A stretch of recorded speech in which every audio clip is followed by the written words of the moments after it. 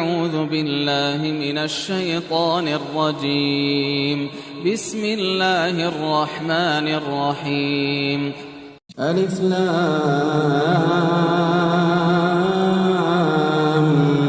ميم. ذلك الكتاب لا ريب فيه هدى للمتقين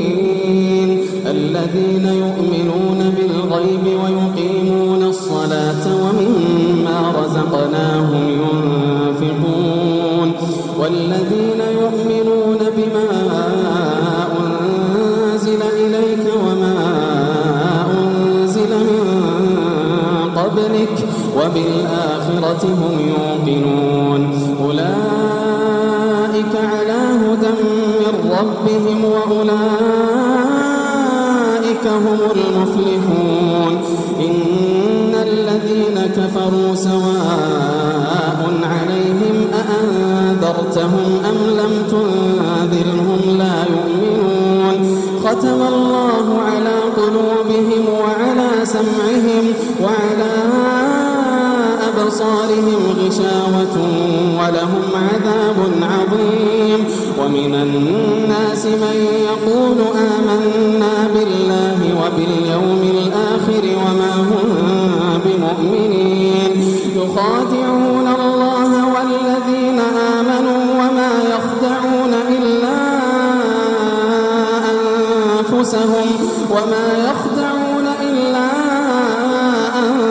أنفسهم وما يشعرون. في قلوبهم مرض فزادهم الله مرضا ولهم عذاب أليم بما كانوا يكذبون. وإذا قيل لهم لا تفسدوا في الأرض قالوا إنما نحن مصلحون ألا إنهم هم المفسدون ولكن لا يشعرون. وإذا قيل لهم آمنوا كما آمن الناس قالوا أنؤمن كما آمن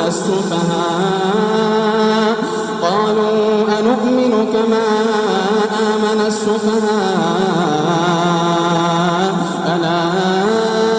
إنهم هم السفهاء ولكن لا يعلمون. وإذا لقوا الذين آمنوا قالوا آمنا وإذا خلوا إلى شياطينهم قالوا إنا معكم إنما نحن مستهزئون. الله يستهزئ بهم ويمدهم في طغيانهم يعمهون. أولئك الذين اشتروا الضلالة بالهدى فما ربحت تجارتهم وما كانوا مهتدين. مثلهم كمثل الذي استوقد نارا فلما أضاءت ما حوله ذهب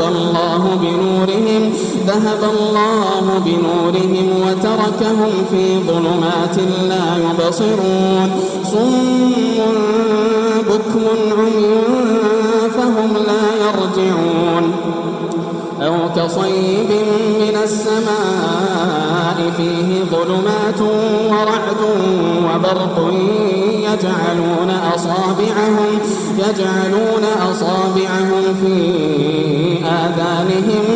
من الصواعق حذر الموت والله محيط بالكافرين. يكاد البرق يخطف أبصارهم كلما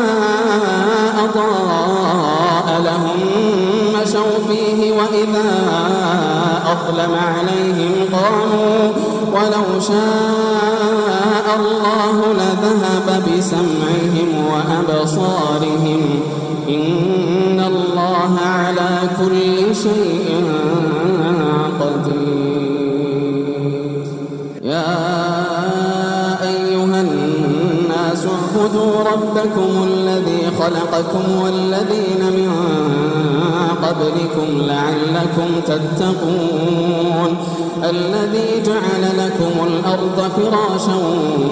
والسماء بناء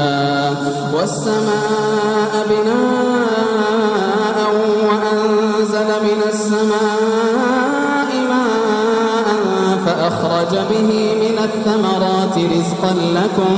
فلا تجعلوا لله أندادا وأنتم تعلمون وإن كنتم في ريب مما نزلنا على عبدنا فأتوا بسورة من مثله وادعوا شهداءكم من دون الله إن كنتم صادقين فإن لم تفعلوا ولن تفعلوا فاتقوا النار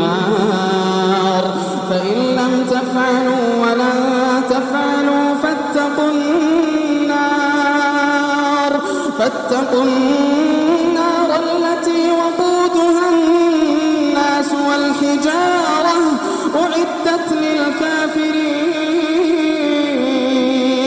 وبشر الذين آمنوا وعملوا الصالحات أن لهم جنات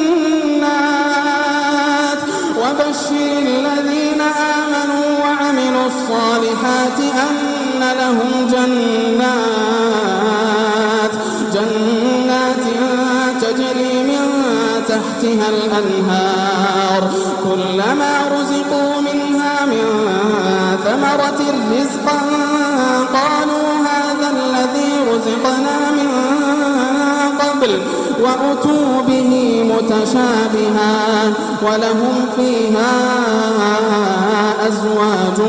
مطهرة وهم فيها خالدون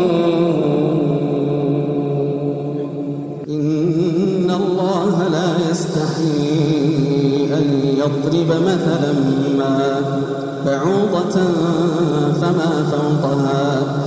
فأما الذين آمنوا فيعلمون أنه الحق من ربهم وأما الذين كفروا فيقولون ماذا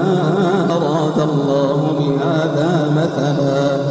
يضل به كثيرا ويهدي به كثيرا وما يضل به إلا الفاسقين الذين ينقضون عهد الله وما يضل به إلا الفاسقين الذين ينقضون عهد الله من بعد ميثاقه ويقطعون ما أمر الله به أن يوصل ويفسدون في الأرض أولئك هم الخاسرون كيف تكفرون بالله وكنتم أمواتا فأحياكم ثم يميتكم ثم يحييكم ثم إليه ترجعون هو الذي خلق لكم ما في الأرض جميعا ثم استوى إلى السماء فسواهن 7 سماوات وهو بكل شيء عليم وإذ قال ربك للملائكة إني جاعل في الأرض خليفة قالوا أتجعل فيها من يفسد فيها ويسفك الدماء ونحن نسبح بحمدك ونقدس لك قال إني أعلم ما لا تعلمون وعلم آدم الأسماء كلها ثم عرضهم على الملائكة فقال أنبئوني بأسماء هؤلاء إن كنتم صادقين قالوا سبحانك لا علم لنا إلا ما علمتنا إنك أنت العليم الحكيم قال يا آدم أنبئهم بأسمائهم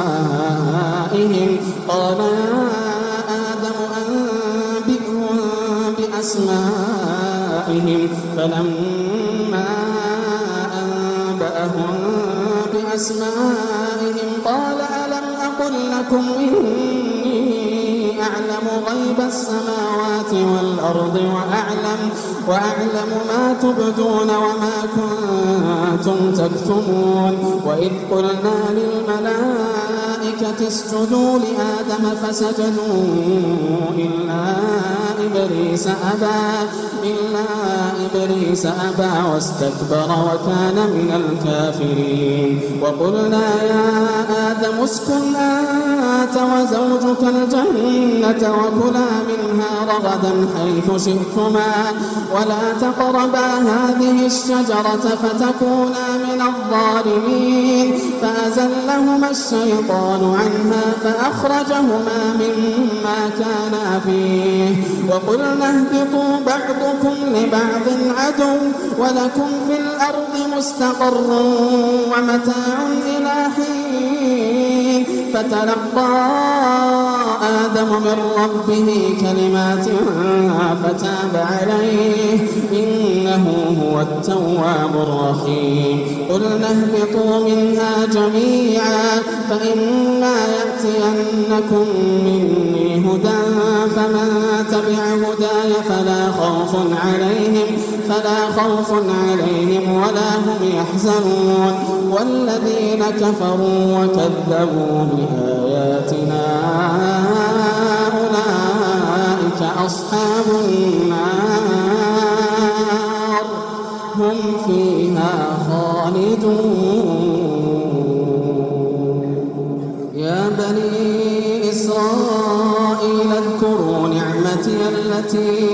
أنعمت عليكم وأوفوا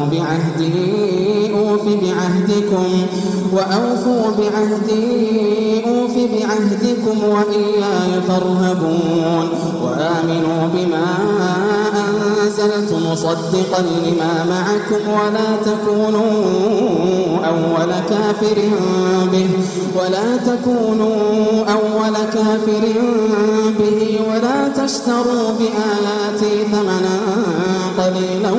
وإياي فاتقون. ولا تلبسوا الحق بالباطل وتكتموا الحق وأنتم تعلمون. وأقيموا الصلاة وآتوا الزكاة واركعوا مع الراكعين. أتأمرون الناس بالبر وتنسون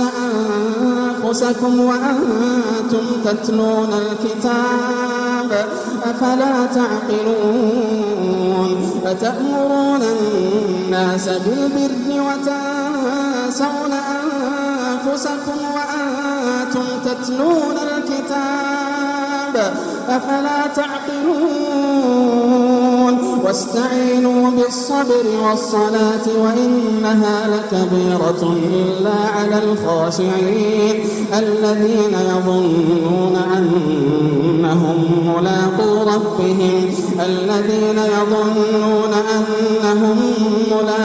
ربهم وأنهم إليه راجعون. يا بني إسرائيل اذكروا نعمتي التي أنعمت عليكم وأني فضلتكم على العالمين. واتقوا يوما لا تجزي نفس عن نفس شيئا ولا يقبل منها شفاعة ولا يؤخذ منها عدل ولا هم ينصرون. وإذ نجيناكم من آل فرعون يسومونكم سوء العذاب يذبحون أبناءكم ويستحيون نساءكم وفي ذلكم بلاء من ربكم عظيم. وإذ فرقنا بكم البحر فأنجيناكم وأغرقنا آل فرعون وأنتم تنظرون. وإذ واعدنا موسى 40 ليلة ثم اتخذتم العجل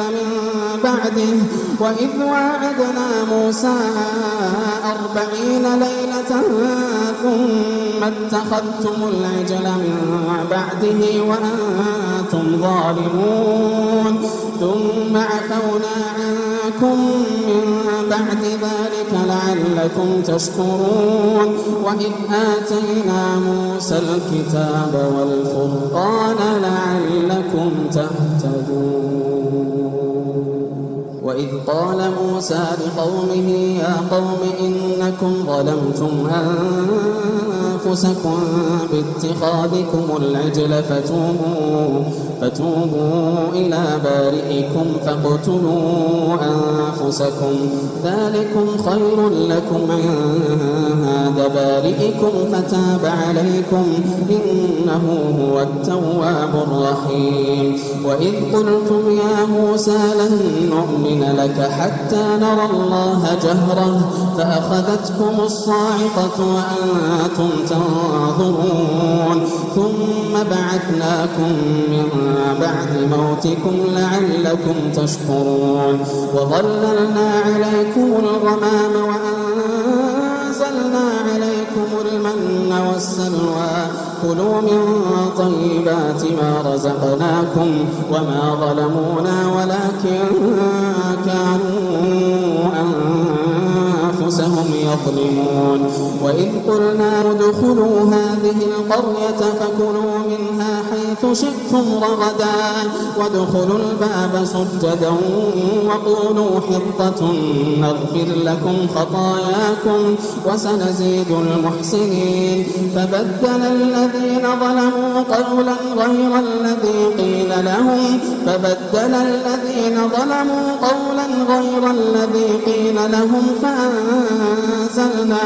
فأنزلنا على الذين ظلموا رجزا من السماء بما كانوا يفسقون وإذ استسقى موسى لقومه فقلنا اضرب بعصاك الحجر فانفجرت منه 12 عينا قد علم كل أناس مشربهم كلوا واشربوا من رزق الله ولا تعثوا في الأرض مفسدين وإذ قلتم يا موسى لن نصبر على طعام واحد فادع لنا ربك يخرج لنا مما تنبت الأرض من بقلها وقثائها وفومها وعدسها وبصلها قال أتستبدلون الذي هو أدنى بالذي هو خير اهبطوا مصرا فإن لكم ما سألتم وضربت عليهم الذلة والمسكنة وباءوا بغضب من الله ذلك بأنهم كانوا يكفرون بآيات الله ويقتلون النبيين بغير الحق ذلك بما عصوا وكانوا يعتدون إن الذين آمنوا والذين هادوا والنصارى والصابئين من آمن بالله واليوم الآخر وعمل صالحا فلهم أجرهم عند ربهم ولا خوف عليهم ولا هم يحزنون وإذ أخذنا ميثاقكم ورفعنا فوقكم الطور خذوا ما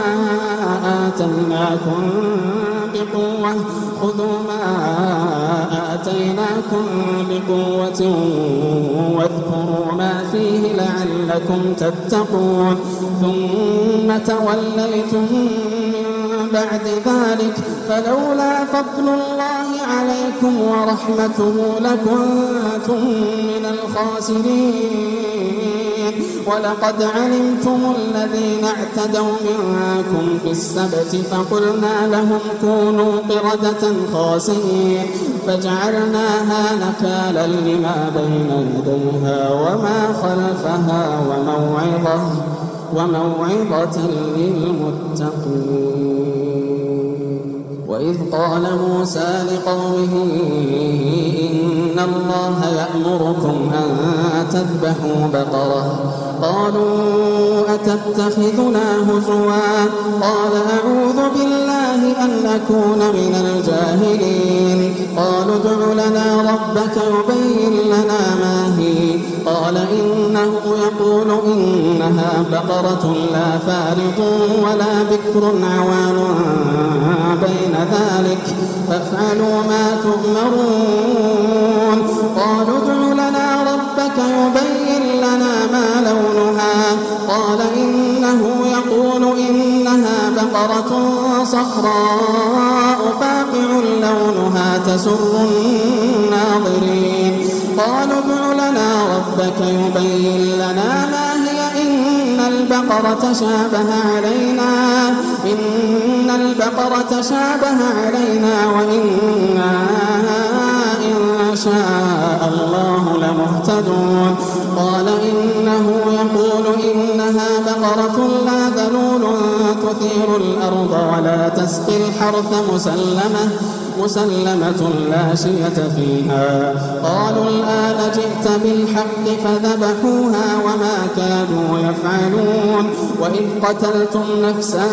فادارأتم فيها والله مخرج ما كنتم تكتمون فقلنا اضربوه ببعضها كذلك يحيي الله الموتى ويريكم آياته لعلكم تعقلون ثم قست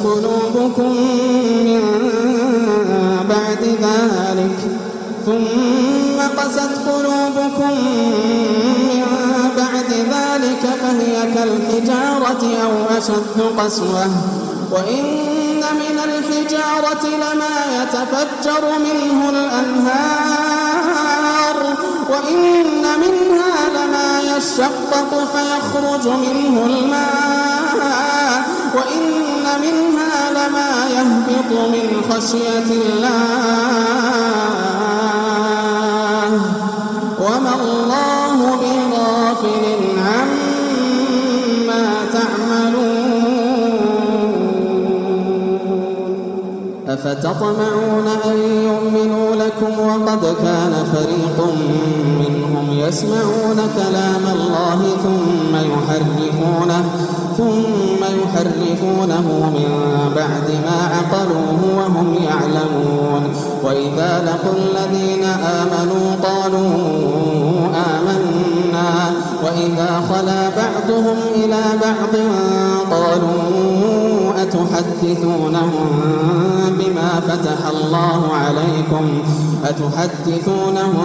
بما فتح الله عليكم ليحاجوكم به عند ربكم أفلا تعقلون أولا يعلمون أن الله يعلم ما يسرون وما يعلنون ومنهم أميون لا يعلمون الكتاب إلا أماني وإن هم إلا يظنون فويل للذين يكتبون الكتاب بأيديهم ثم يقولون هذا من عند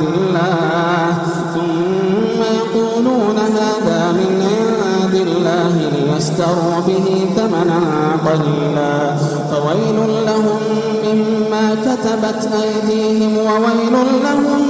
مما يكسبون وقالوا لن تمسنا النار إلا أياما معدودة قل أتخذتم عند الله عهدا فلن يخلف الله عهده أم تقولون على الله ما لا تعلمون بلى من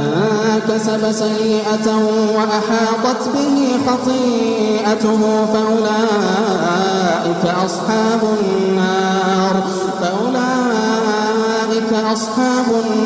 هم فيها خالدون والذين آمنوا وعملوا الصالحات أولئك أصحاب الجنة هم فيها خالدون وإذ أخذنا ميثاق بني إسرائيل لا تعبدون إلا الله وبالوالدين إحسانا وذي القربى واليتامى والمساكين وقولوا للناس حسنا وأقيموا الصلاة وآتوا الزكاة ثم توليتم إلا قليلا منكم وأنتم معرضون وإذ أخذنا ميثاقكم لا تسفكون دماءكم ولا تخرجون أنفسكم من دياركم ثم أقررتم وأنتم تشهدون ثم أنتم هؤلاء تقتلون أنفسكم وتخرجون فريقا منكم من ديارهم تظاهرون عليهم بالإثم والعدوان وإن يأتوكم أسارى تفادوهم وهو محرم عليكم إخراجهم أفتؤمنون ببعض الكتاب وتكفرون ببعض فما جزاء من يفعل ذلك منكم إلا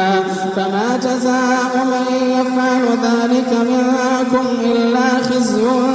في الحياة الدنيا ويوم القيامة يردون إلى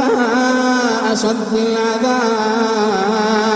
وما الله بغافل عما تعملون أولئك الذين اشتروا الحياة الدنيا بالآخرة فلا يخفف عنهم العذاب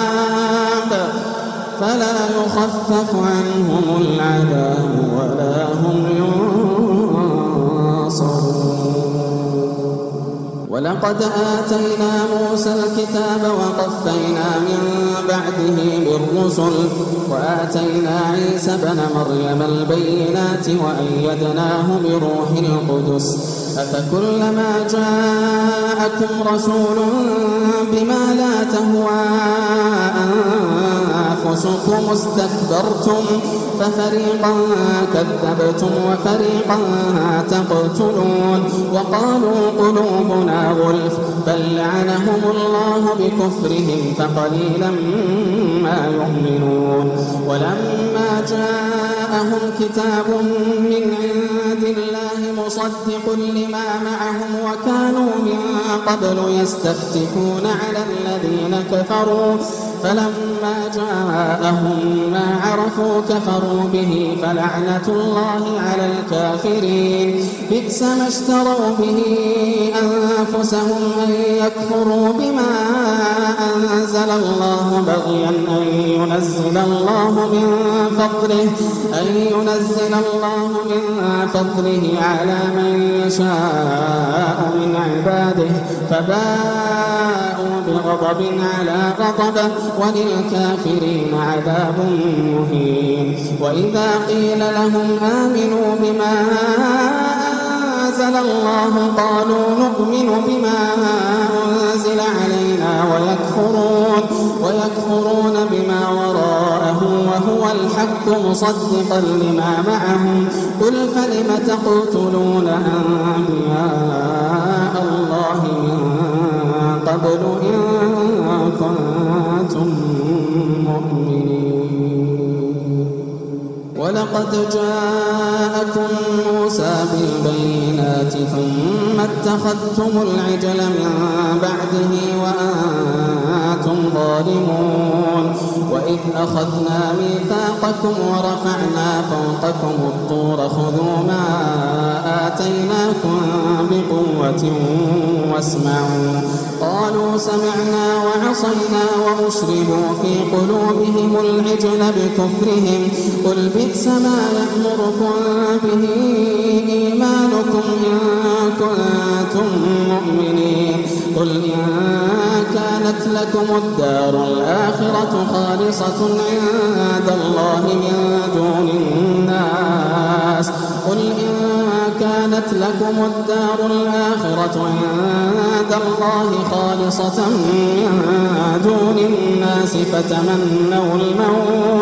فتمنوا الموت إن كنتم صادقين ولن يتمنوه أبدا بما قدمت أيديهم والله عليم بالظالمين ولتجدنهم أحرص الناس على حياة ومن الذين أشركوا يود أحدهم لو يعمر 1000 سنة وما هو بمزحزحه من العذاب أن يعمر والله بصير بما يعملون قل من كان عدوا لجبريل فإنه نزله على قلبك بإذن الله مصدقا لما بين يديه وهدى وبشرى للمؤمنين من كان عدوا لله وملائكته ورسله وجبريل وميكال فإن الله عدو للكافرين ولقد أنزلنا إليك آيات بينات وما يكفر بها إلا الفاسقون أوكلما عاهدوا عهدا نبذه فريق منهم بل أكثرهم لا يؤمنون ولما جاءهم رسول من عند الله مصدق لما معهم نبذ فريق من الذين أوتوا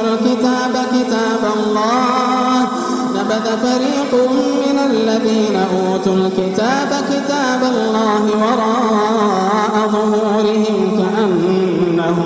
كأنهم لا يعلمون واتبعوا ما تتلو الشياطين على ملك سليمان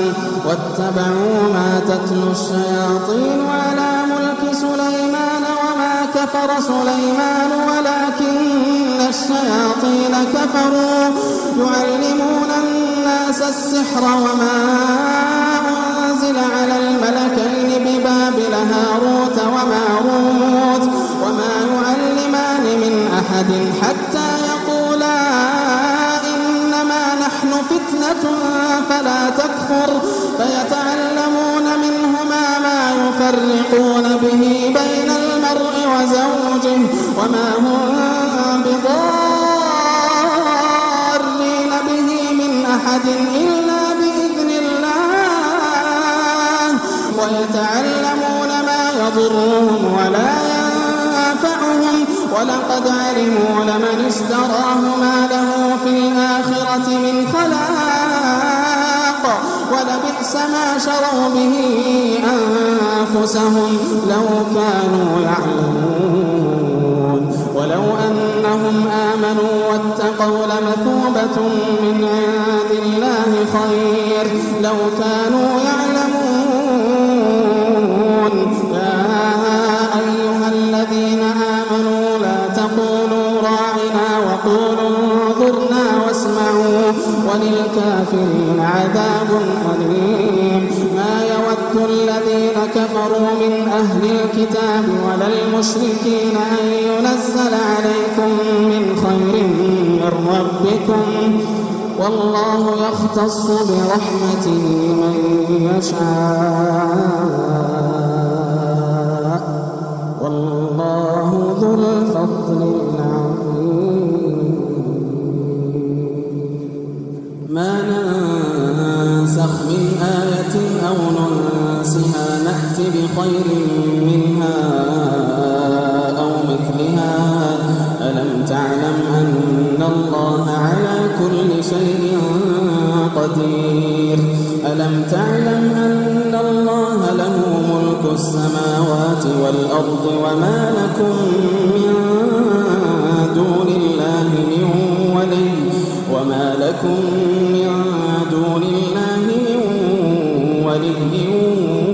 ولا نصير أم تريدون أن تسألوا رسولكم كما سئل موسى من قبل ومن يتبدل الكفر بالإيمان فقد ضل سواء السبيل ود كثير من أهل الكتاب لو يردونكم من بعد إيمانكم كفارا حسدا من عند أنفسهم من بعد ما تبين لهم الحق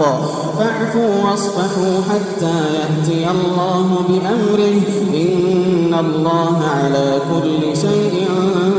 قدير وأقيموا الصلاة وآتوا الزكاة وما تقدموا لأنفسكم من خير تجدوه عند الله إن الله بما تعملون بصير وقالوا لن يدخل الجنة إلا من كان هودا أو نصارى تلك أمانيهم قل هاتوا برهانكم إن كنتم صادقين بلى من أسلم وجهه لله وهو محسن فله أجره عند ربه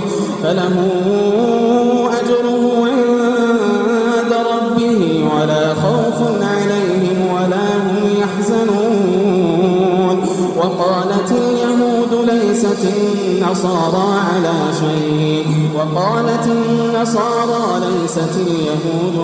شيء وهم يتلون الكتاب كذلك قال الذين لا يعلمون مثل قولهم فالله يحكم بينهم يوم القيامة فيما كانوا فيه يختلفون ومن أظلم ممن منع مساجد الله أن يذكر فيها اسمه وسعى في خرابها أولئك ما كان لهم أن يدخلوها إلا خائفين لهم في الدنيا خزي ولهم في الآخرة عذاب عظيم ولله المشرق والمغرب فأينما تولوا فثم وجه الله إن الله واسع عليم وقالوا اتخذ الله ولدا سبحانه بل له ما في السماوات والأرض كل له قانتون سبحانه بل له ما في السماوات والأرض كل له قانتون بديع السماوات والأرض وإذا قضى أمرا فإنما يقول له كن فيكون وقال الذين لا يعلمون لولا يكلمنا الله أو تأتينا آية كذلك قال الذين من قبلهم مثل قولهم تشابهت قلوبهم قد بينا الآيات لقوم يوقنون إنا أرسلناك بالحق بشيرا ونذيرا ولا تسأل عن أصحاب الجحيم ولن ترضى عنك اليهود ولا النصارى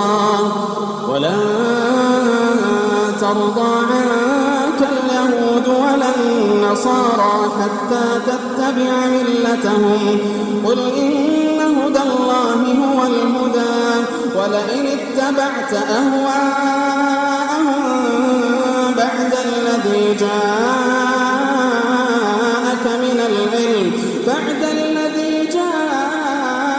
من العلم ما لك من الله من ولي ولا نصير الذين آتيناهم الكتاب يتلونه حق تلاوته أولئك يؤمنون به ومن يكفر به فأولئك هم الخاسرون يا بني إسرائيل اذكروا نعمتي التي أنعمت عليكم وأني فضلتكم على العالمين واتقوا يوما لا تجزي نفس عن نفس شيئا ولا يقبل منها عدل ولا تنفعها شفاعة ولا تنفعها شفاعة ولا هم ينصرون. وإذ ابتلى إبراهيم ربه بكلمات فأتمهن قال إني جاعلك للناس إماما قال ومن ذريتي قال لا ينال عهد الظالمين. وإذ جعلنا البيت مثابة للناس وأمنا واتخذوا من مقام إبراهيم مصلى وعهدنا إلى إبراهيم وإسماعيل أن طهرا بيتي للطائفين والعاكفين والركع السجود. وإذ قال إبراهيم رب اجعل هذا بلدا آمنا وارزق أهله من الثمرات من آمن منهم بالله واليوم الآخر قال ومن كفر فأمتعه قليلا ثم أضطره إلى عذاب النار وبئس المصير. وإذ يرفع إبراهيم القواعد من البيت وإسماعيل ربنا تقبل منا إنك أنت السميع العليم ربنا واجعلنا مسلمين لك ومن ذريتنا أمة مسلمة لك وأرنا مناسكنا وتب علينا إنك أنت التواب الرحيم ربنا وبعث فيهم رسولا منهم يتلو عليهم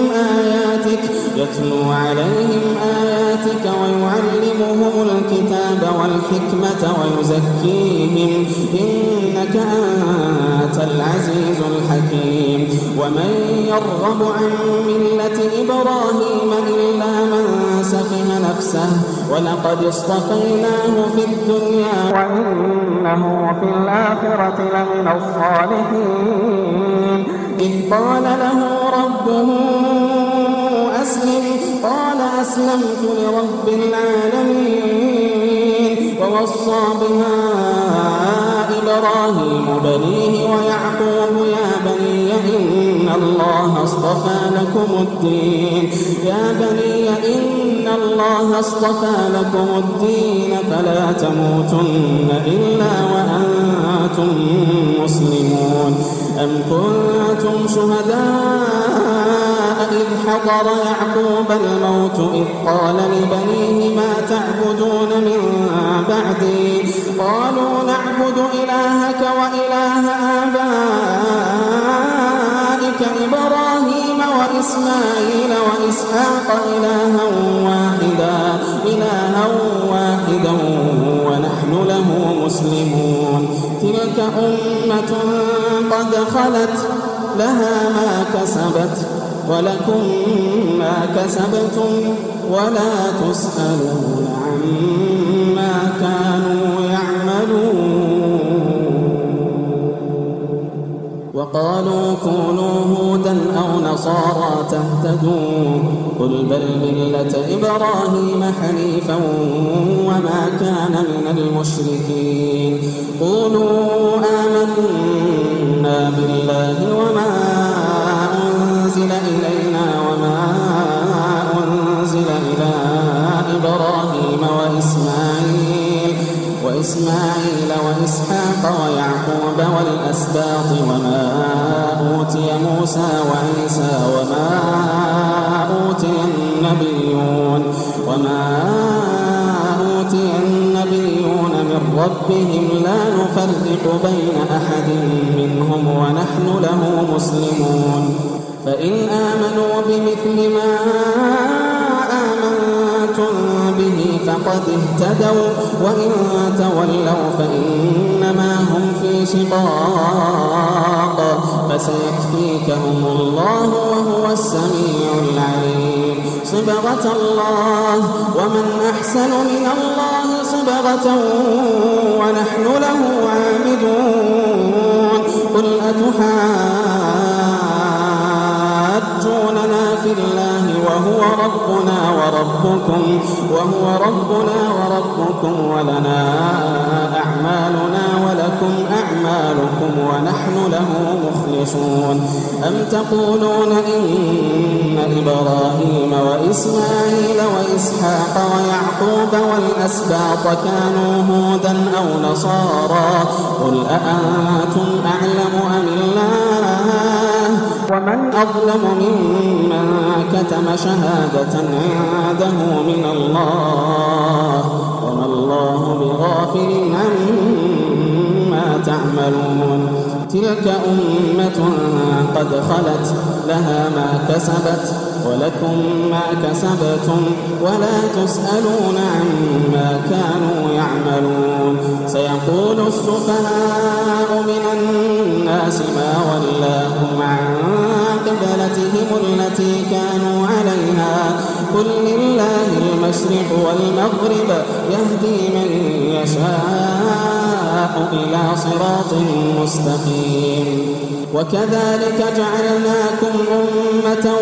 وسطا لتكونوا شهداء على الناس ويكون الرسول عليكم شهيدا وما جعلنا القبلة التي كنت عليها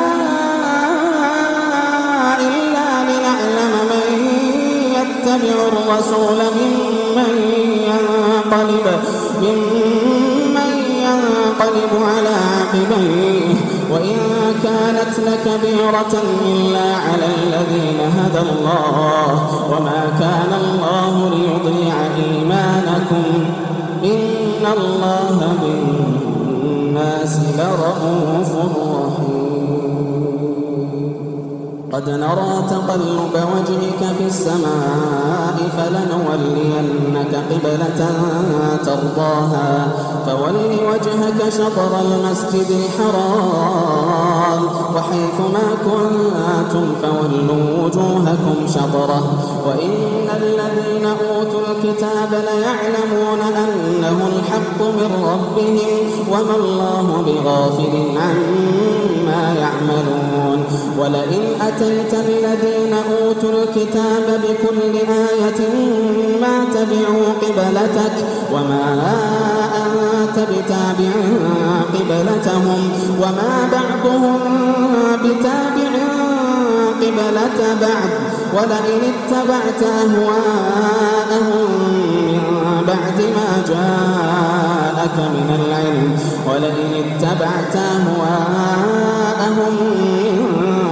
ما جاءك من العلم إنك إذا لمن الظالمين الذين آتيناهم الكتاب يعرفونه كما يعرفون أبناءهم وإن فريقا منهم ليكتمون الحق وهم يعلمون الحق من ربك فلا تكونن من الممترين ولكل وجهة هو موليها فاستبقوا الخيرات أينما تكونوا يأتي بكم الله جميعا إن الله على كل شيء قدير ومن حيث خرجت فول وجهك شطر المسجد الحرام وإنه للحق من ربك وما الله بغافل عما تعملون ومن حيث خرجت فول وجهك شطر المسجد الحرام وحيث ما كنتم فولوا وجوهكم شطره لئلا يكون للناس عليكم حجة إلا الذين ظلموا منهم فلا تخشوهم واخشوني ولأتم نعمتي عليكم ولعلكم تهتدون كما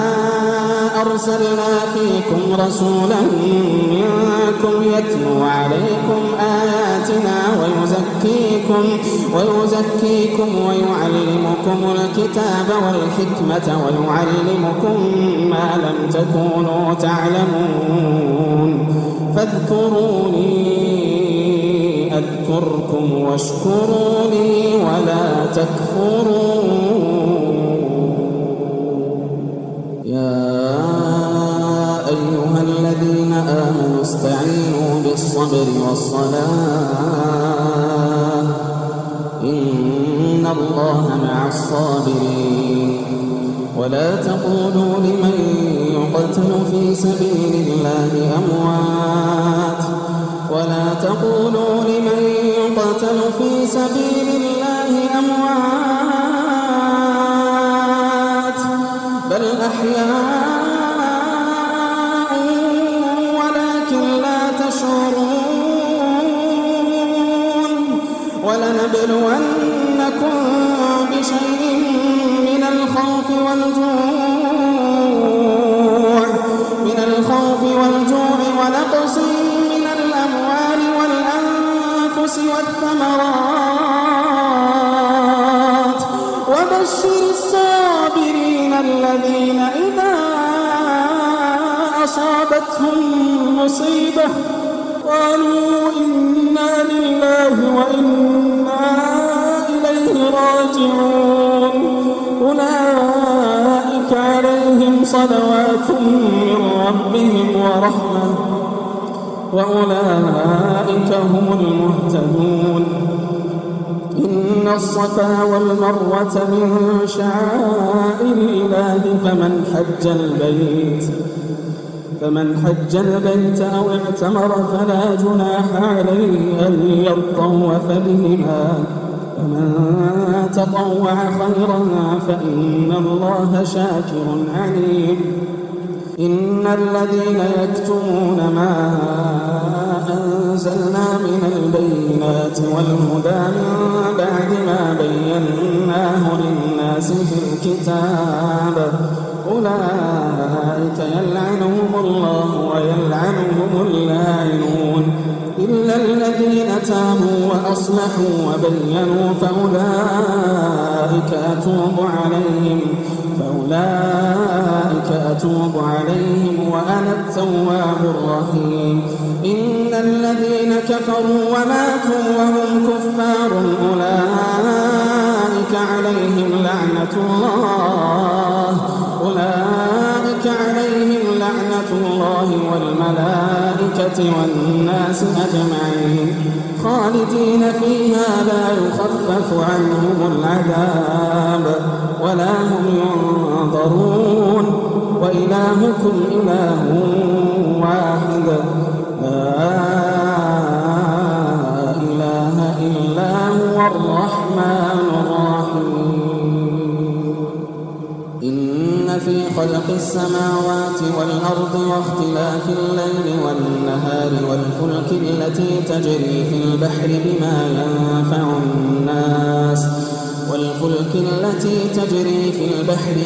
ينفع الناس وما أنزل الله من السماء من ماء فأحيا به الأرض بعد موتها وبث فيها من كل دابة وتصريف الرياح والسحاب المسخر بين السماء والأرض لآيات لقوم يعقلون. ومن الناس من يتخذ من دون الله أندادا يحبونهم كحب الله والذين آمنوا أشد حبا لله ولو يرى الذين ظلموا إذ يرون العذاب أن القوة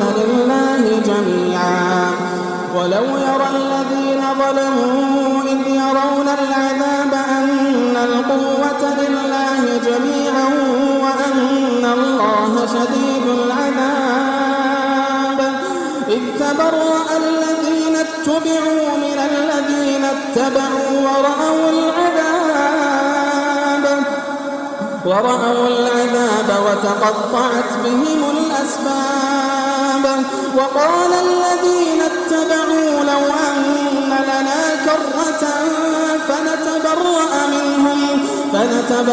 منهم كما تبرأوا منا كذلك يريهم الله أعمالهم حسرات عليهم وما هم بخارجين من النار. يا أيها الناس كلوا مما في الأرض حلالا طيبا ولا تتبعوا خطوات الشيطان إنه لكم عدو مبين. ولا تتبعوا خطوات الشيطان إنه لكم عدو مبين. إنما يأمركم بالسوء والفحشاء وأن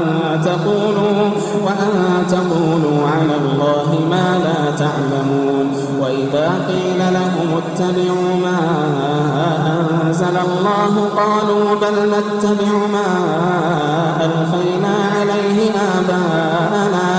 أولو كان آباؤهم لا يعقلون شيئا ولا يهتدون. ومثل الذين كفروا كمثل الذي ينعق بما لا يسمع إلا دعاء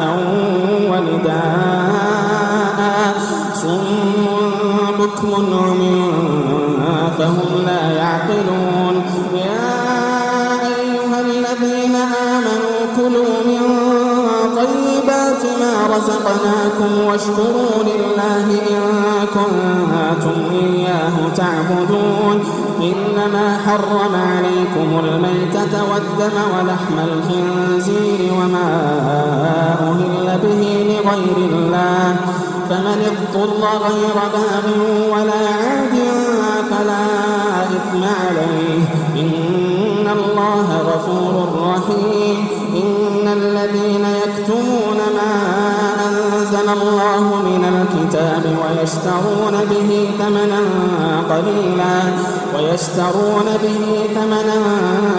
قليلا أولئك ما يأكلون في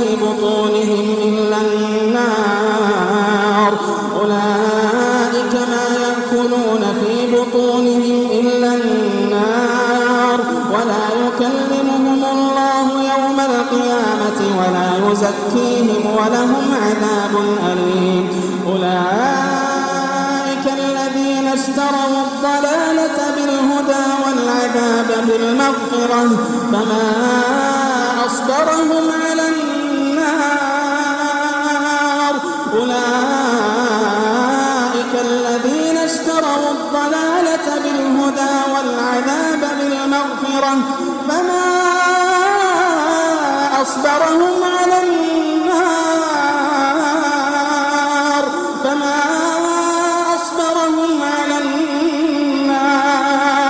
ذلك بأن الله نزل الكتاب بالحق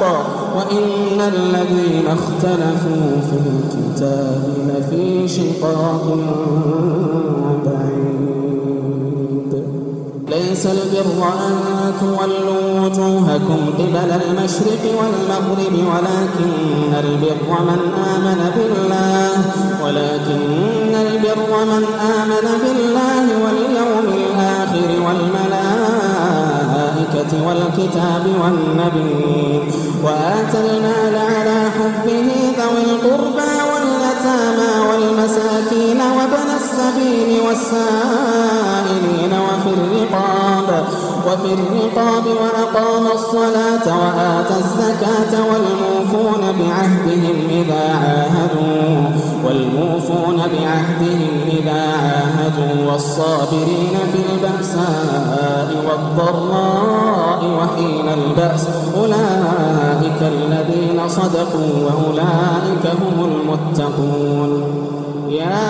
أيها الذين آمنوا كتب عليكم القصاص في القتلى الحر بالحر والعبد بالعبد والأنثى بالأنثى فمن عفي له من أخيه شيء فاتباع بالمعروف وأداء إليه بإحسان ذلك تخفيف من ربكم ورحمة فمن اعتدى بعد ذلك فله عذاب أليم. ولكم في القصاص حياة يا أولي الألباب لعلكم تتقون. كتب عليكم إذا حضر أحدكم الموت إن ترك خيرا الوصية للوالدين والأقربين بالمعروف حقا على المتقين. فمن بدله بعدما سمعه فإنما إثمه على الذين يبدلونه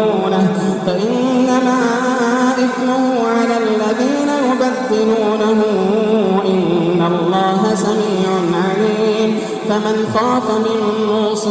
جنفا أو إثما فأصلح بينهم فلا إثم عليه إن الله غفور رحيم. يا أيها الذين آمنوا كتب عليكم الصيام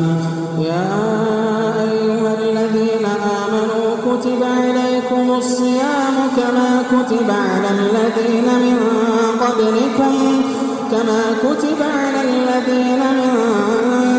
قبلكم لعلكم تتقون. أياما معدودات. فمن كان منكم مريضا أو على سفر فعدة من أيام أخر. وعلى الذين يطيقونه فدية طعام مسكين. فمن تطوع خيرا فهو خير له وأن تصوموا خير لكم إن كنتم تعلمون. شهر رمضان الذي أنزل فيه القرآن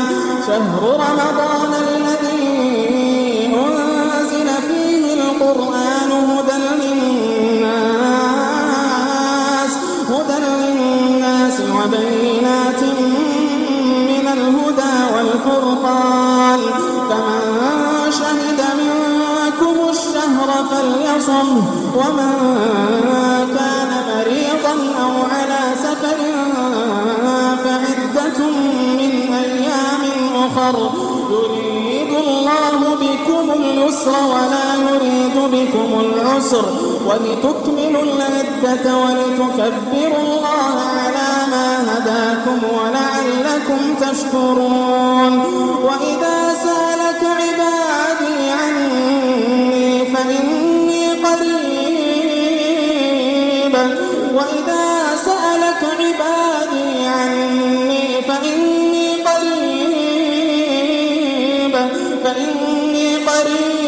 أجيب دعوة الداع. وإذا سألك عبادي عني فإني قريب أجيب دعوة الداع إذا دعان. أجيب دعوة الداع إذا دعان. فليستجيبوا لي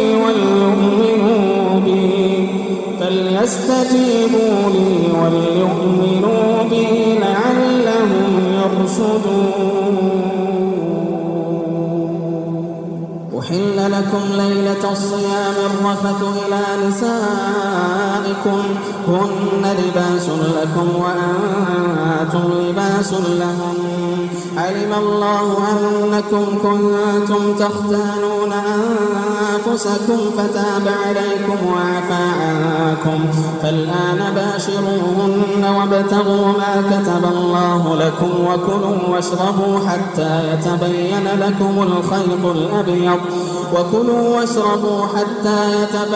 لكم الخيط الأبيض من الخيط الأسود من الفجر.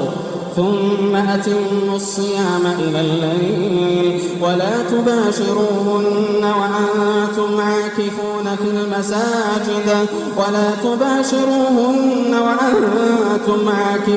في المساجد تلك حدود الله فلا تقربوها كذلك يبين الله آياته للناس لعلهم يتقون. ولا تأكلوا أموالكم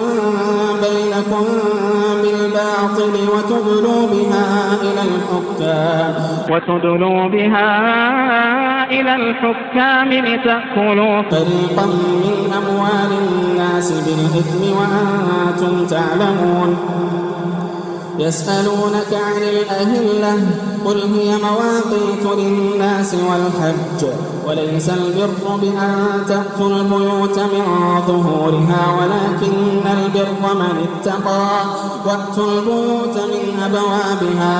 واتقوا الله لعلكم تفلحون. وقاتلوا في سبيل الله الذين يقاتلونكم ولا تعتدوا إن الله لا يحب المعتدين. واقتلوهم حيث ثقفتموهم وأخرجوهم من حيث أخرجوكم والفتنة أشد من القتل ولا تقاتلوهم عند المسجد الحرام حتى يقاتلوكم فيه فإن قاتلوكم فاقتلوهم كذلك جزاء الكافرين. فإن انتهوا فإن الله غفور رحيم. وقاتلوهم حتى لا تكون فتنة ويكون الدين لله فإن انتهوا فلا عدوان إلا على الظالمين. الشهر الحرام بالشهر الحرام والحرمات قصاص فمن اعتدى عليكم فاعتدوا عليه بمثل ما اعتدى عليكم واتقوا الله واعلموا أن الله مع المتقين. وأنفقوا في سبيل الله ولا تلقوا بأيديكم إلى التهلكة وأحسنوا إن الله يحب المحسنين. وأتموا الحج والعمرة لله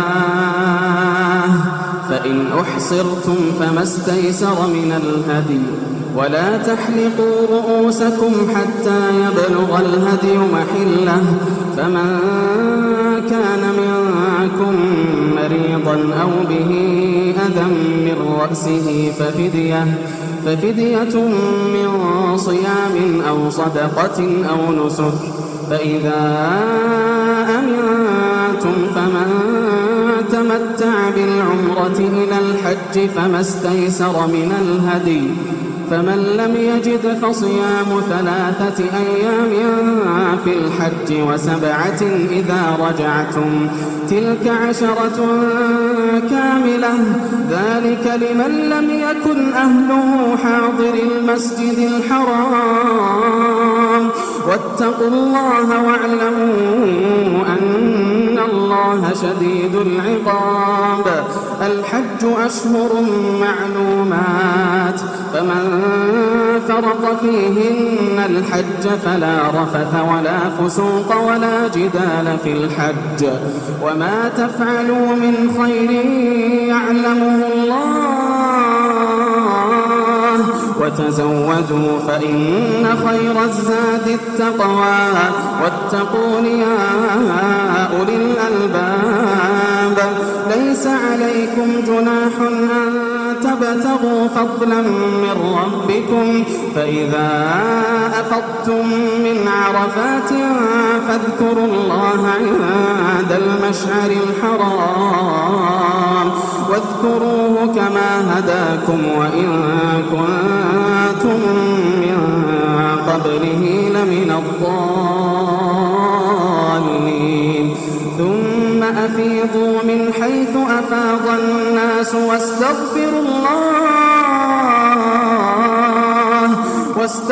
الله إن الله غفور رحيم. فإذا قضيتم مناسككم فاذكروا الله كذكركم آباءكم أو أشد ذكرا. فمن الناس من يقول ربنا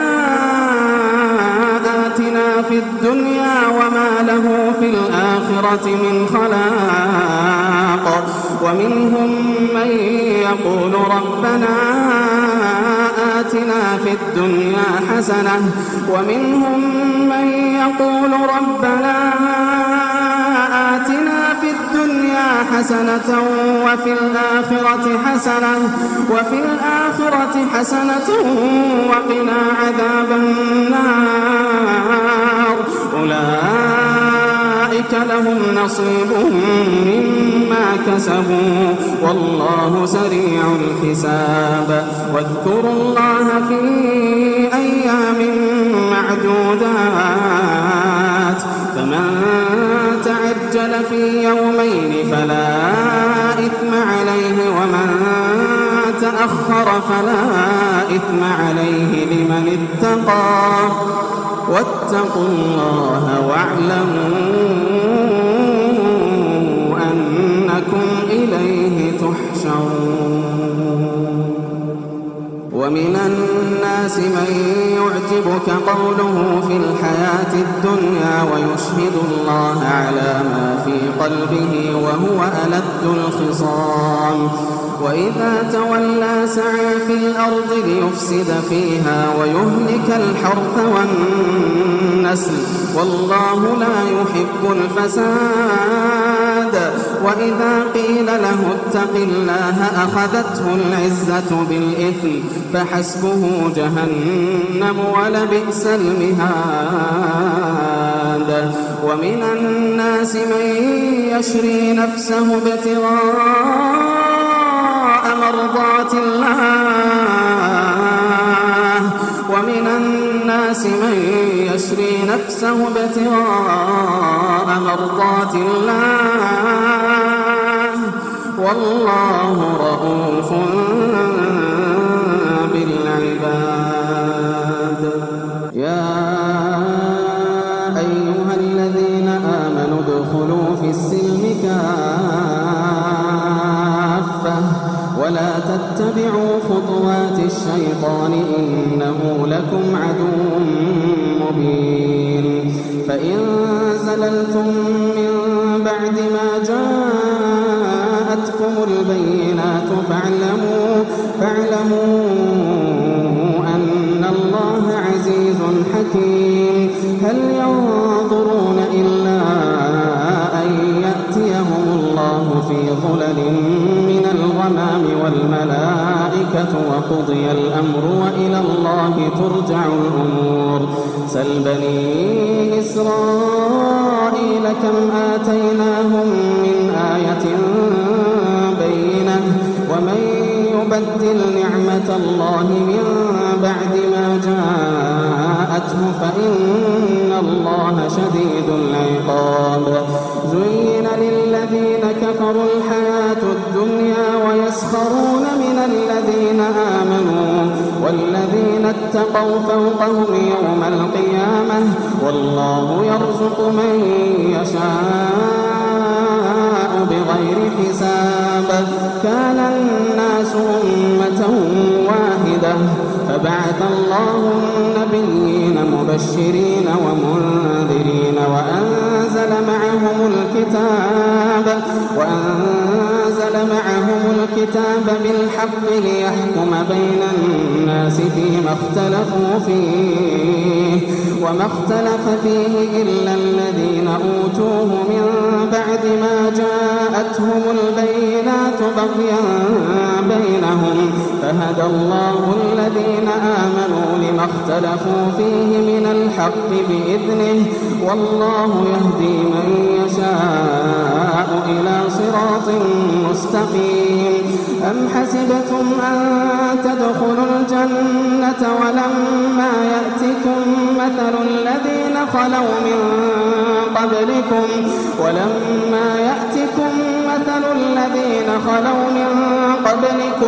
مستهم البأساء والضراء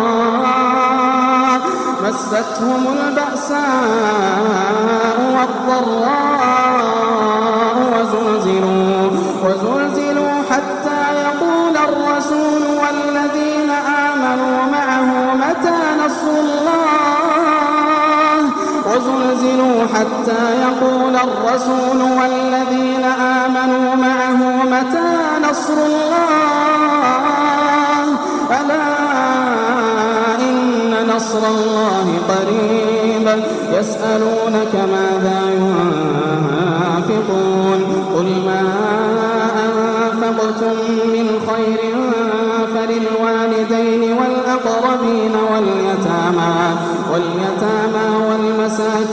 وابن السبيل وما تفعلوا من خير فإن الله به عليم. كتب عليكم القتال وهو كره لكم وعسى أن تكرهوا شيئا وهو خير لكم وعسى أن تحبوا شيئا وهو شر لكم والله يعلم وأنتم لا تعلمون. يسألونك عن الشهر الحرام قتال فيه قل قتال فيه كبير وصد عن سبيل الله وكفر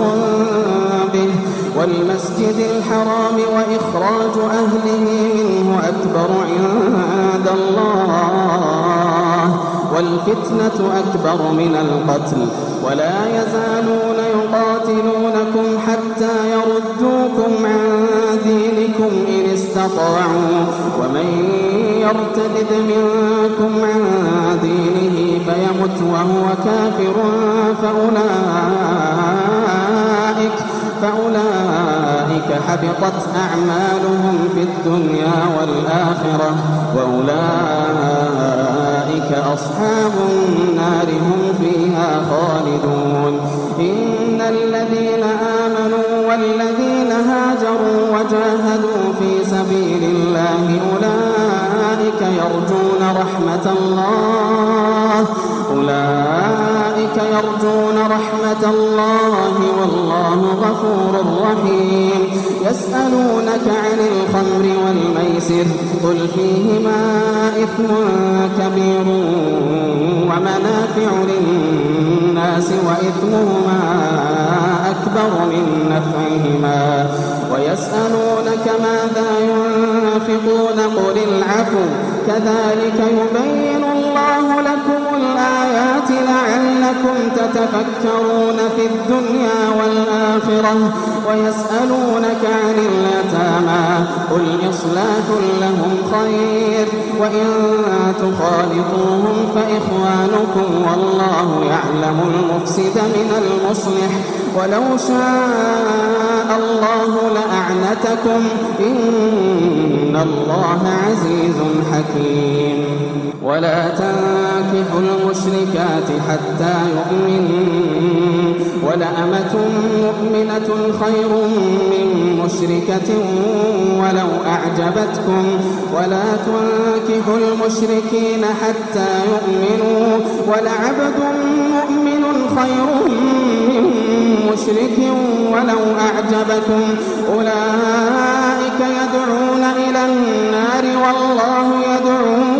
إلى الجنة والمغفرة بإذنه ويبين آياته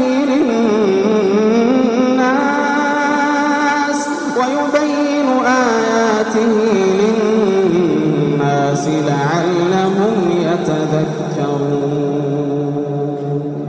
ويسألونك عن المحيض قل هو أذى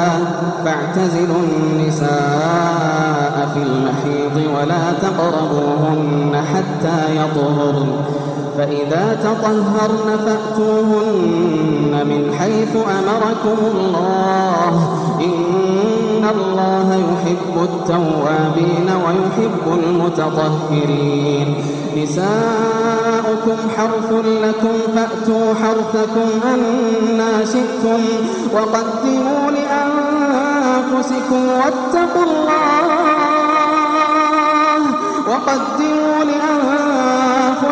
واتقوا الله واعلموا أنكم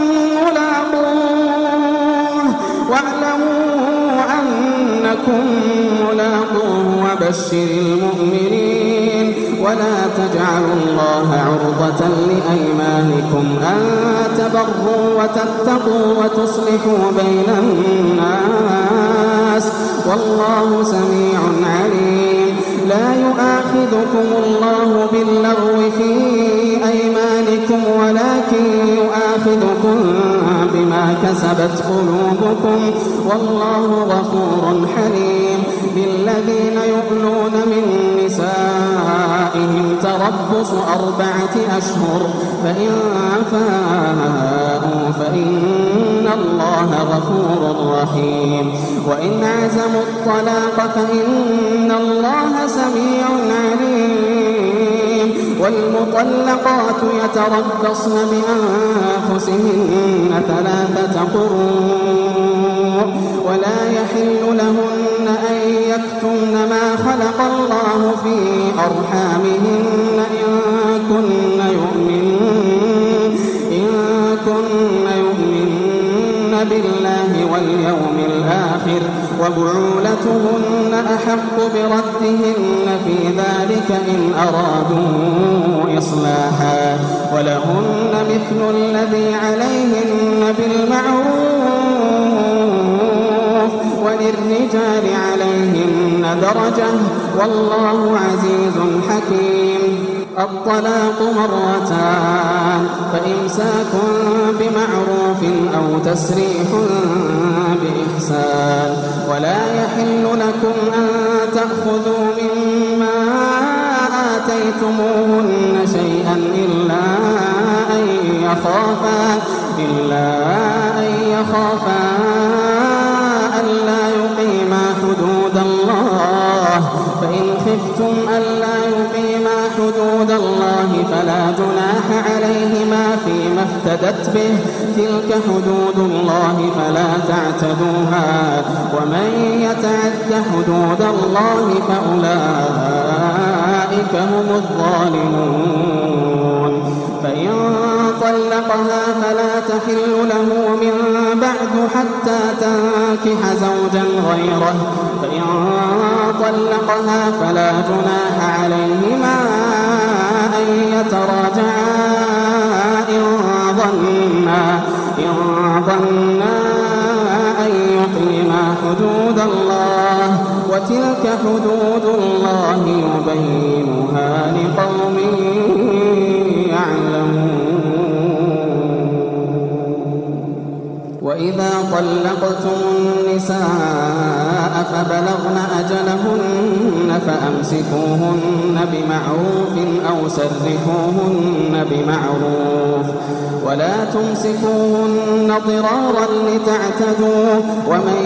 يفعل ذلك فقد ظلم نفسه ولا تتخذوا آيات الله هزوا واذكروا نعمة الله عليكم وما أنزل عليكم من الكتاب والحكمة يعظكم به واتقوا الله واعلموا أن الله بكل شيء عليم وإذا طلقتم النساء فبلغن أجلهن فلا تعضلوهن أن ينكحن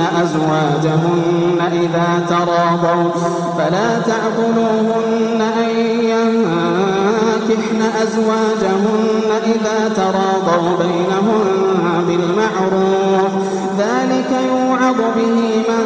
كان منكم يؤمن بالله واليوم الآخر ذلكم أزكى لكم وأطهر والله يعلم وأنتم لا تعلمون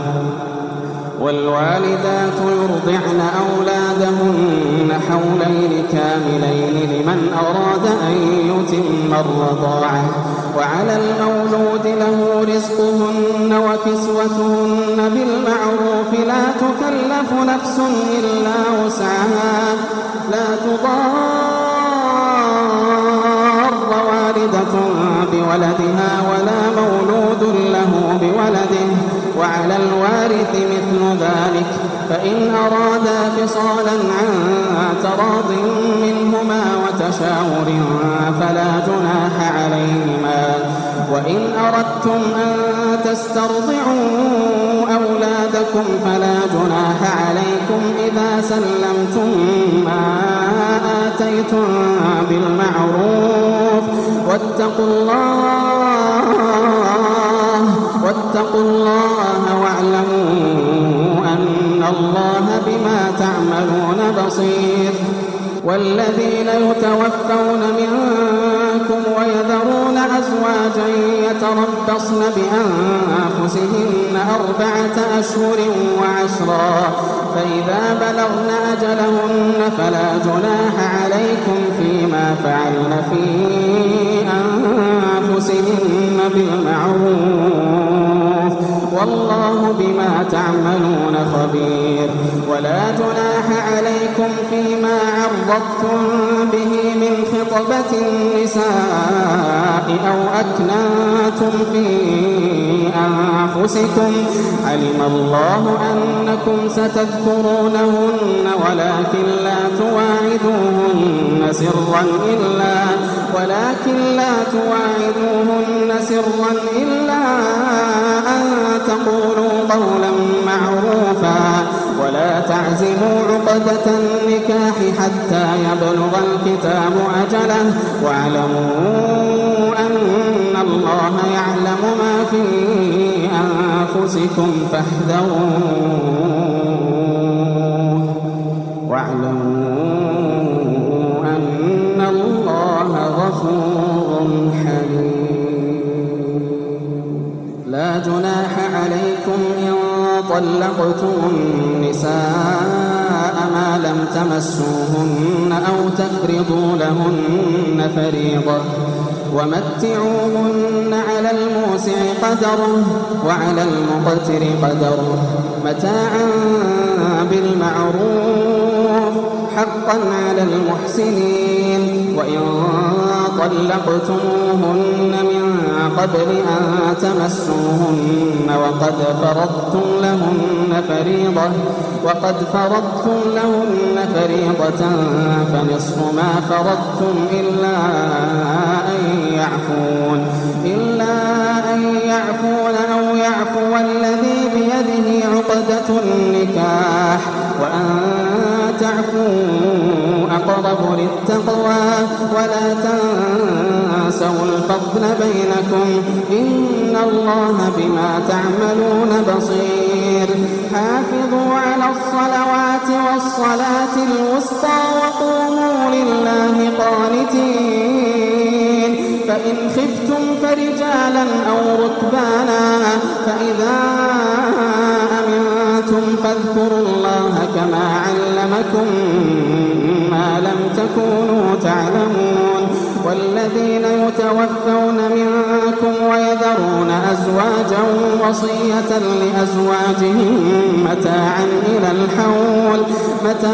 إلى الحول غير إخراج فإن خرجن فلا جناح عليكم فيما فعلن في أنفسهن من معروف والله عزيز حكيم. وللمطلقات متاع بالمعروف حقا على المتقين. كذلك يبين الله لكم آياته لعلكم تعقلون. ألم تر إلى الذين خرجوا من ديارهم وهم ألوف حذر الموت فقال لهم الله موتوا ثم أحياهم إن الله لذو فضل على الناس ولكن أكثر الناس لا يشكرون. وقاتلوا في سبيل الله واعلموا أن الله سميع عليم. من ذا الذي يقرض الله قرضا حسنا فيضاعفه له أضعافا كثيرة والله يقبض ويبسط وإليه ترجعون.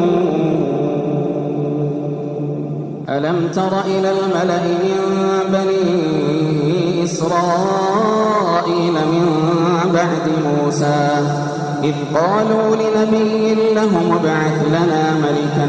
نقاتل في سبيل الله قال هل عسيتم إن كتب عليكم القتال ألا تقاتلوا قالوا وما لنا ألا نقاتل في سبيل الله وقد أخرجنا من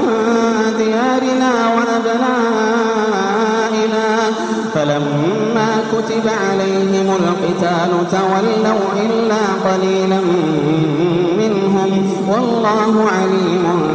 بالظالمين. وقال لهم نبيهم إن الله قد بعث لكم طالوت ملكا قالوا أنى يكون له الملك علينا ونحن أحق بالملك منه ولم يؤت سعة من المال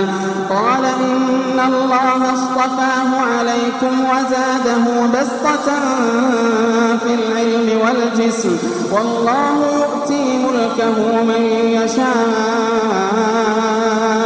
والله واسع عليم. وقال لهم نبيهم إن آية ملكه أن يأتيكم التابوت فيه سكينة من ربكم وبقية مما ترك آل موسى وآل هارون تحمله الملائكة إن في ذلك لآية لكم إن كنتم مؤمنين. فلما فصل طالوت بالجنود قال إن الله مبتليكم بنهر فمن شرب منه فليس مني ومن لم يطعمه فإنه مني إلا من اغترف غرفة بيده فشربوا منه إلا قليلا منهم. فلما جاوزه هو والذين آمنوا معه قالوا لا طاقة لنا اليوم بجالوت وجنوده قال الذين يظنون أنهم ملاقو الله كم من فئة قليلة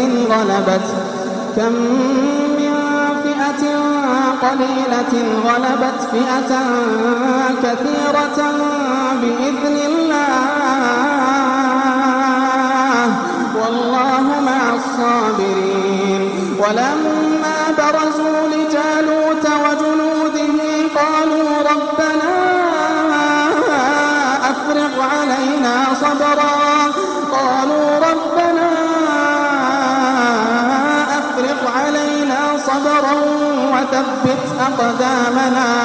وثبت أقدامنا وانصرنا على القوم الكافرين. فهزموهم بإذن الله وقتل داود جالوت وآتاه الله الملك والحكمة وعلمه مما يشاء ولولا دفع الله الناس بعضهم ببعض لفسدت الأرض ولكن الله ذو فضل على العالمين. تلك آيات الله نتلوها عليك بالحق وإنك لمن المرسلين. تلك الرسل فضلنا بعضهم على بعض منهم من كلم الله ورفع بعضهم درجات وآتينا عيسى ابن مريم البينات وأيدناه بروح القدس ولو شاء الله ما اقتتل الذين من بعدهم من بعد ما جاءتهم البينات ولكن اختلفوا فمنهم من آمن ومنهم من كفر ولو شاء الله ما اقتتلوا ولكن الله يفعل ما يريد. يا أيها الذين آمنوا أنفقوا مما رزقناكم من قبل أن يأتي يوم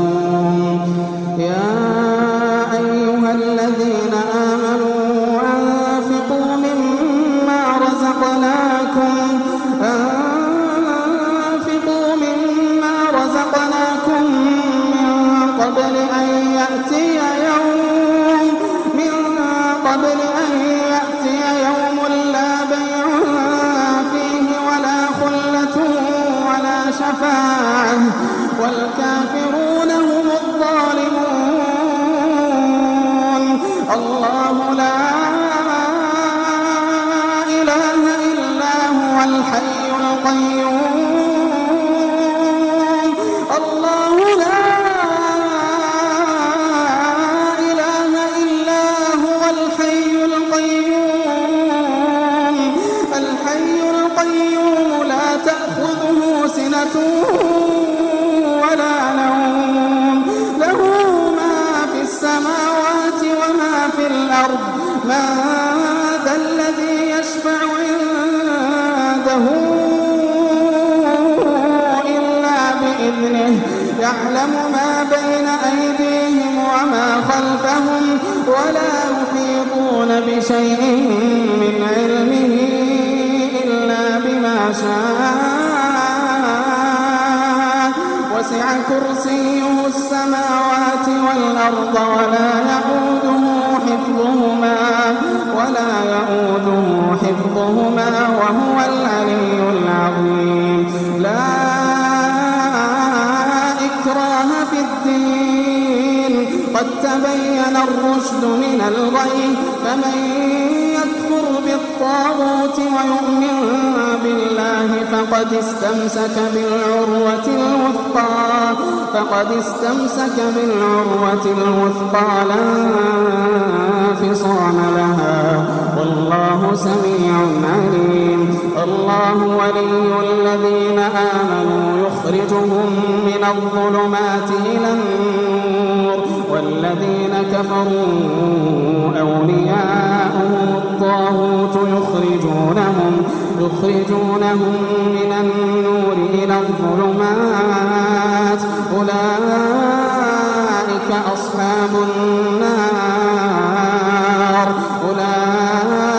أصحاب النار هم فيها خالدون. ألم تر إلى الذي حاج إبراهيم في ربه أن آتاه الله الملك، إذ قال إبراهيم ربي الذي يحيي ويميت، قال أنا أحيي وأميت. قال إبراهيم فإن الله يأتي بالشمس من المشرق فأت بها من المغرب، فبهت الذي كفر والله لا يهدي القوم الظالمين. أو كالذي مر على قرية وهي خاوية على عروشها، قال أنى يحيي هذه الله بعد موتها، فأماته الله 100 عام ثم بعثه. قال كم لبثت؟ قال لبثت يوما أو بعض يوم. قال بل لبثت 100 عام فانظر إلى طعامك وشرابك لم يتسنه، وانظر إلى حمارك ولنجعلك آية للناس، وانظر إلى العظام كيف ننشزها ثم نكسوها لحما. فلما تبين له قال أعلم أن الله على كل شيء قدير. وإذ قال إبراهيم رب أرني كيف تحيي الموتى، قال أولم تؤمن؟ قال بلى ولكن ليطمئن قلبي. قال فخذ 4 من الطير فصرهن إليك ثم اجعل على كل جبل منهن جزءا ثم ادعهن يأتينك سعيا، واعلم أن الله عزيز حكيم. مثل الذين ينفقون أموالهم في سبيل الله كمثل حبة أنبتت 7 سنابل في كل سنبلة 100 حبة والله يضاعف لمن يشاء والله واسع عليم. الذين ينفقون أموالهم في سبيل الله ثم لا يتبعون ما أنفقوا منا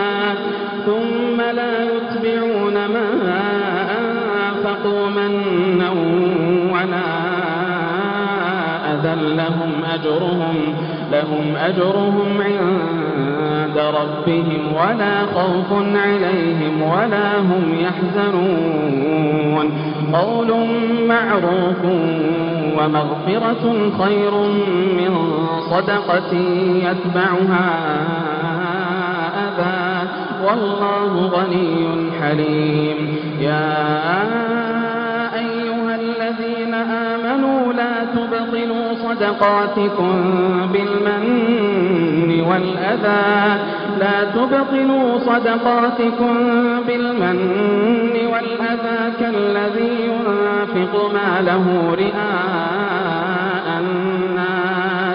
كالذي ينفق ماله رئاء الناس ولا يؤمن بالله واليوم الآخر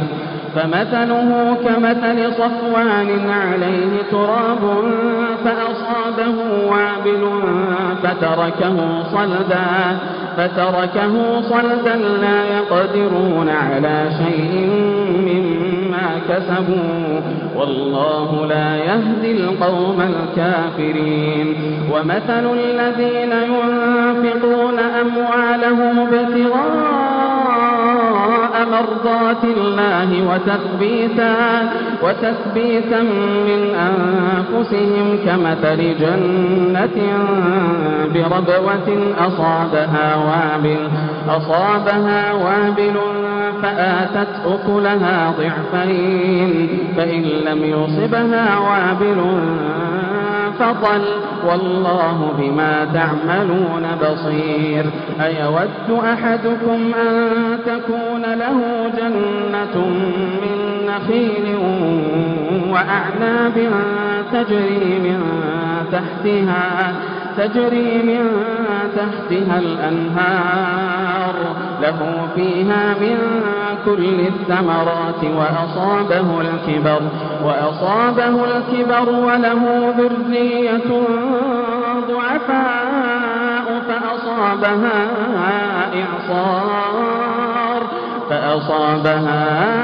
إعصار فيه نار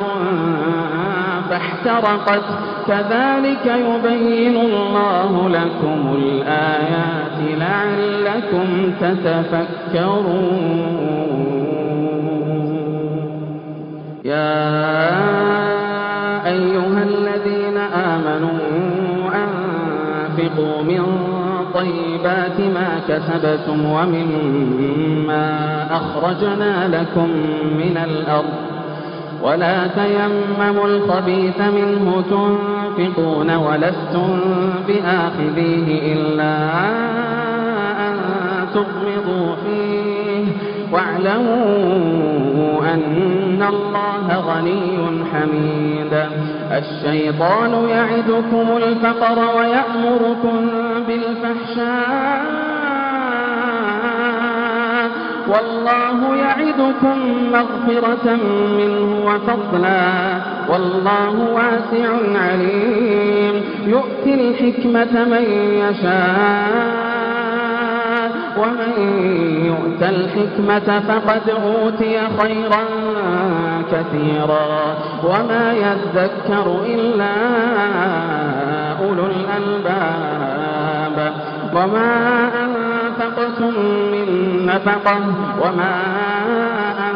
أنفقتم من نفقة أو نذرتم من نذر فإن الله يعلمه وما للظالمين من أنصار إن تبدوا الصدقات فنعما هي وإن تخفوها وتؤتوها الفقراء فهو خير لكم ويكفر عنكم من سيئاتكم والله بما تعملون خبير ليس عليك هداهم ولكن الله يهدي من يشاء وما تنفقوا من خير فلأنفسكم وما تنفقون إلا ابتغاء وجه الله وما تنفقون تنفقوا من خير يوفى إليكم وأنتم لا تظلمون للفقراء الذين أحصروا في سبيل الله لا يستطيعون ضربا في الأرض يحسبهم الجاهل أغنياء من التعفف تعرفهم بسيماهم لا يسألون الناس إلحافا وما تنفقوا من خير فإن الله به عليم الذين ينفقون أموالهم بالليل والنهار سرا وعلانية فلهم أجرهم عند ربهم ولا خوف عليهم ولا هم يحزنون الذين يأكلون الربا لا يقومون إلا كما يقوم الذي يتخبطه الشيطان من المس ذلك بأنهم قالوا إنما البيع مثل الربا وأحل الله البيع وحرم الربا فمن جاءه موعظة من ربه فانتهى فله ما سلف وأمره إلى الله ومن عاد فأولئك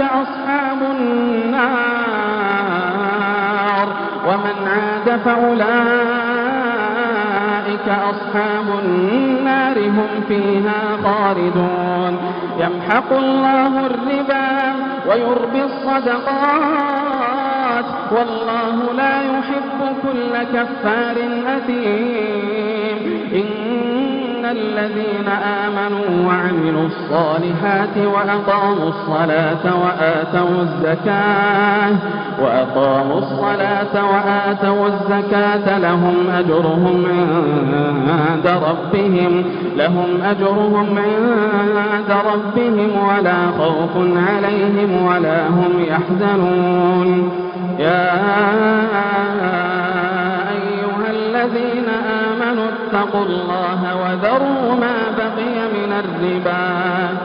يا أيها الذين آمنوا اتقوا الله وذروا ما بقي من الربا إن كنتم مؤمنين فإن لم تفعلوا فأذنوا بحرب من الله ورسوله وإن تبتم فلكم رؤوس أموالكم لا تظلمون ولا تظلمون وإن كان ذو عسرة فنظرة إلى ميسرة وأن تصدقوا خير لكم إن كنتم تعلمون واتقوا يوما ترجعون فيه إلى الله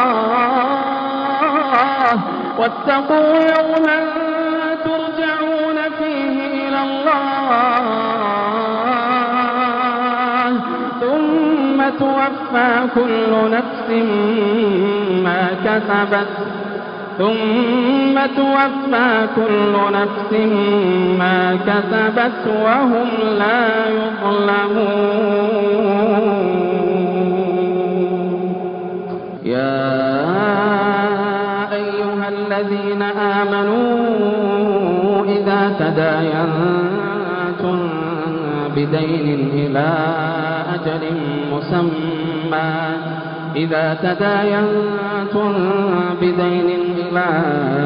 أجل مسمى فاكتبوه وليكتب بينكم كاتب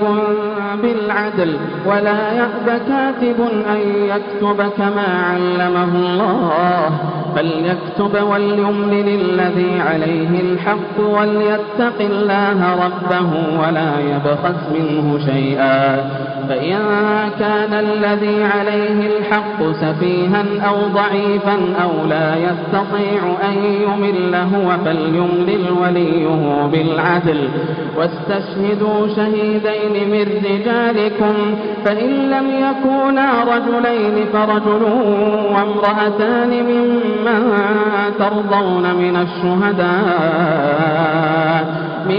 ممن ترضون من الشهداء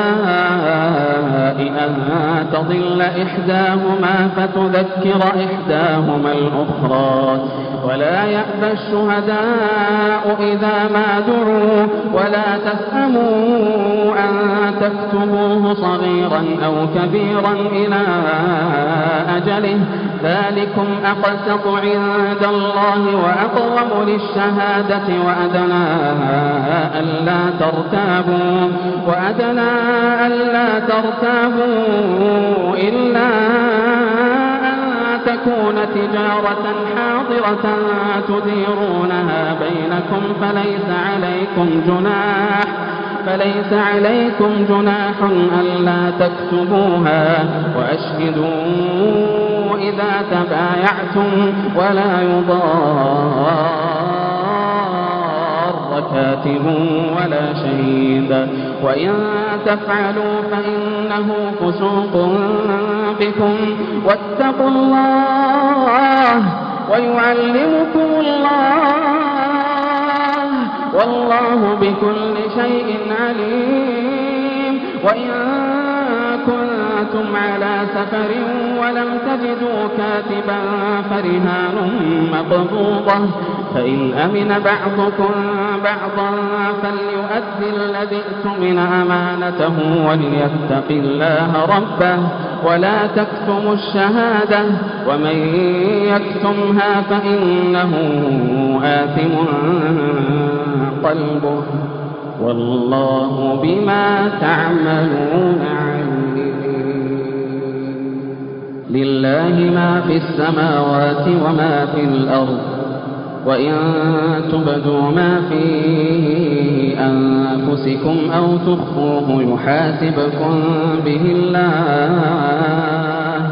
فيغفر لمن يشاء ويعذب من يشاء والله على كل شيء قدير آمن الرسول بما أنزل إليه من ربه والمؤمنون كل آمن بالله وملائكته وكتبه ورسله لا نفرق بين أحد من رسله وقالوا سمعنا وأطعنا غفرانك ربنا وإليك المصير لا يكلف الله نفسا إلا وسعها لها ما كسبت وعليها ما اكتسبت ربنا لا تؤاخذنا إن نسينا أو أخطأنا ربنا لا تؤاخذنا إن نسينا أو أخطأنا ربنا ولا تحمل علينا إصرا كما حملته على الذين من قبلنا ربنا ولا تحملنا ما لا طاقة لنا به واعف عنا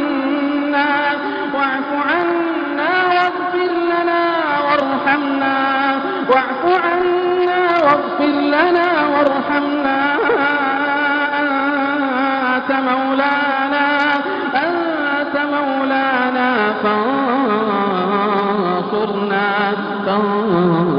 فانصرنا على القوم الكافرين